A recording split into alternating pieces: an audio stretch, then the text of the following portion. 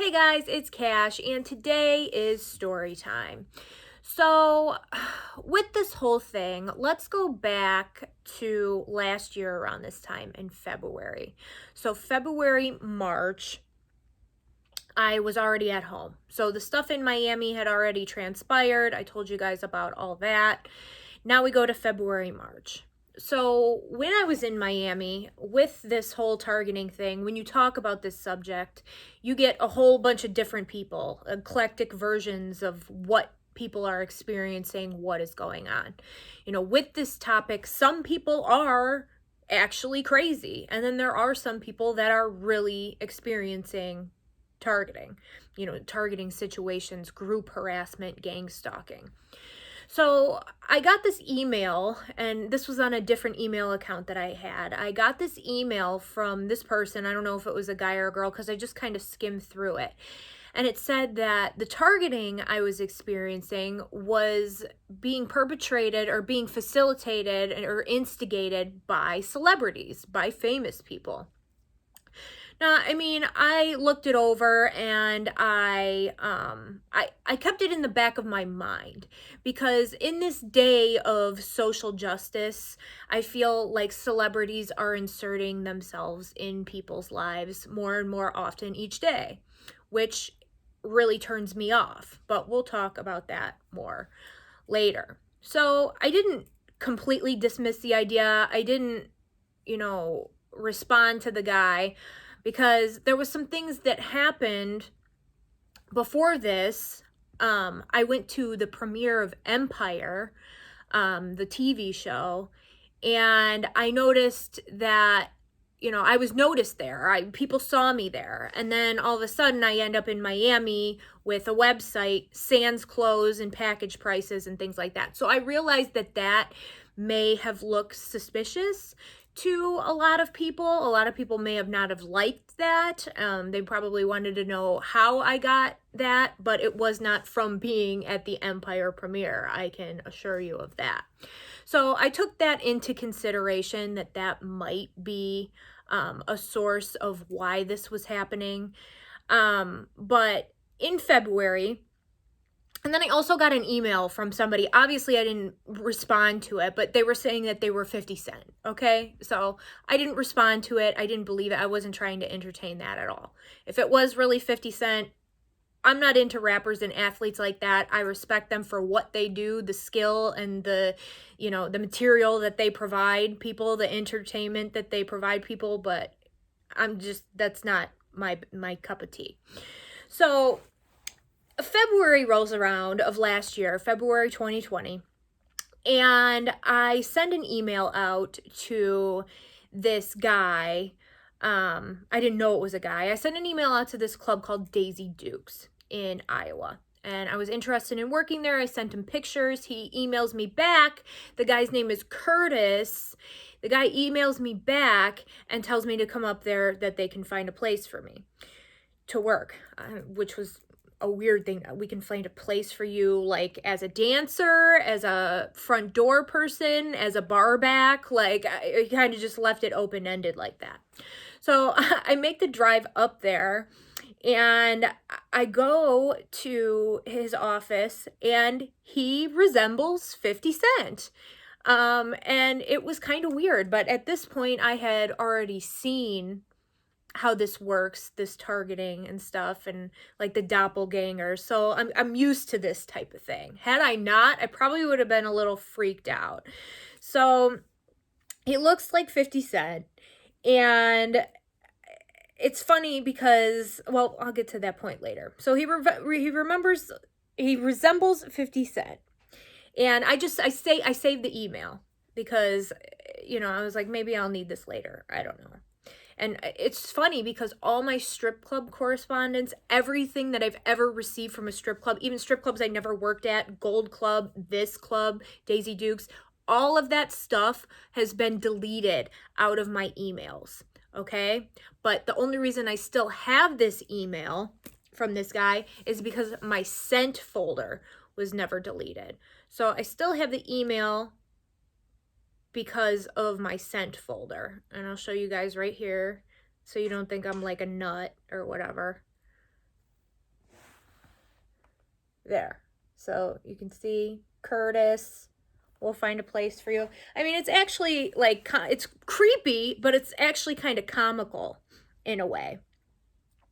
So to me, I'm like, okay, I think back to the email that I received in Miami, you know, and I'm just like, okay, so it's three options. It's Curtis Blow, it's Curtis Jackson, or it's Curtis fat cop pretending to be Curtis 50 Cent Jackson. So that's what I came down to the conclusion. You know, I'm obviously not going to buy into this whole thing. Like, if it's not the actual person contacting me with the blue check mark, I'm not going to believe that. I'm not an idiot. These people obviously thought that I was very stupid.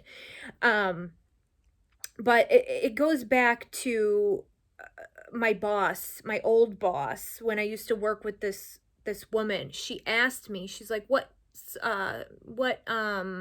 rappers do you like? Like, what artists do you like? And I just remember I told her 50 Cent. I said 50 Cent, T.I., Gorilla Zoe. Those are my favorite rappers from my era. I'm not really into what's going on today. And then, you know, I like Drake, but that's what I told her. So it's just kind of very strange to me that would be the person that they would use as like my celebrity stalker or whatever. And I've also seen this on Dr. Phil. Like, this kid was on there and he thought that he was having some type of relationship with Rihanna. And everything that he was saying, I believe that he was experiencing the same type of stuff that was happening to me. And it's just like, with this pandemic, like, and this ties into it as well, like, I lost everything during this pandemic. I had 4 streams of revenue in February, March, and then by the end of March I had nothing. So I was thinking about like the business a lot, and I sold my business to someone in March. And in like April, May, I was sitting around and I was just thinking, I was like, wow, like, I could be using this time. I could be working on a website, you know, making a website better, learning how to build a website for that type of stuff. You know, I could have a photographer take pictures, you know, because masks, you have to wear masks now, so the girls would be more comfortable taking pictures if they could all wear masks and like make it like sexy or cute. Like, I just had all these ideas that were going through my head at this time, and I had already sold the business. And now here we sit a year later.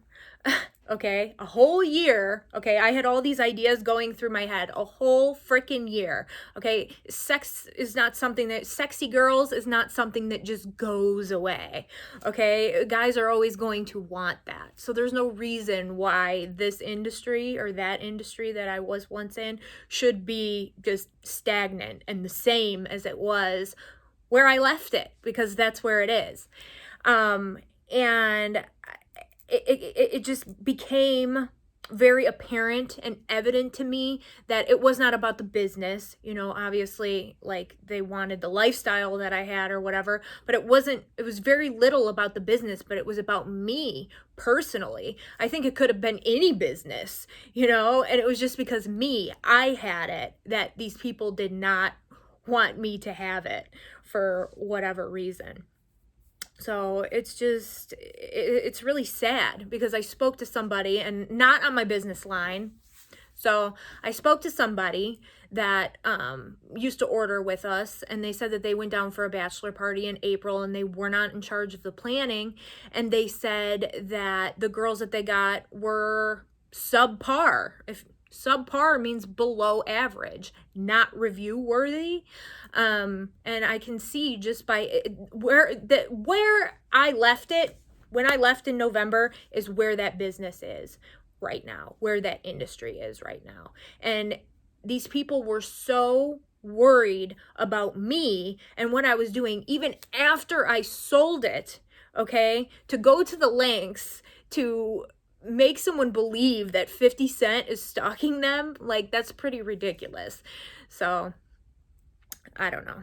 I felt like I did a lot of good things for that industry as far as like standard quality of girls, prices being, you know, good for the girls and fair. And I just feel like it just kind of all went up in smoke. And it just makes me believe that, you know, I don't know. I don't really want to talk. It just irks me. And I think it would bother anybody that put a significant amount of time into something. And it's not the girl that I sold it to's fault.